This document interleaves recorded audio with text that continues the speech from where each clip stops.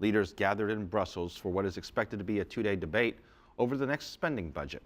But as CCTV's Jack Barton explains, disagreements ahead of the summit are dimming prospects for a breakthrough. Britain's Prime Minister arrived at the EU Leaders' Summit in Brussels, spelling out his position on a proposed increase in the EU's next 7-year budget. Clearly, at a time when we're making difficult decisions at home over public spending, it would be quite wrong, it is quite wrong, for there to be proposals for this increased extra spending in the EU.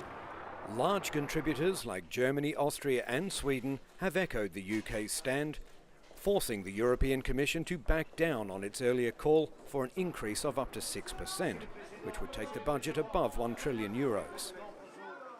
But the Commission still wants some increase, a demand backed by more than a dozen countries, mostly from the emerging former East and the troubled Mediterranean.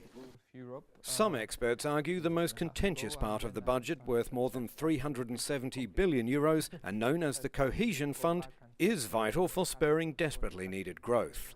It is not so much about building roads between regional capitals, but about building roads and trains and electricity connections between EU countries.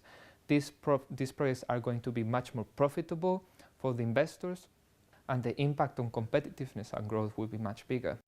The largest chunk of the budget is still aimed at agriculture. Outside the European Council, farmers from the Baltic states called for equality in agricultural budgeting, which they claim favours rich countries like France with generous subsidies.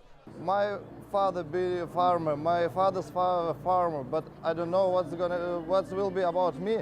The leaders are settling in for 2 days of talks on a compromise that still feels a long way off, with several countries now threatening a veto if they don't get what they want.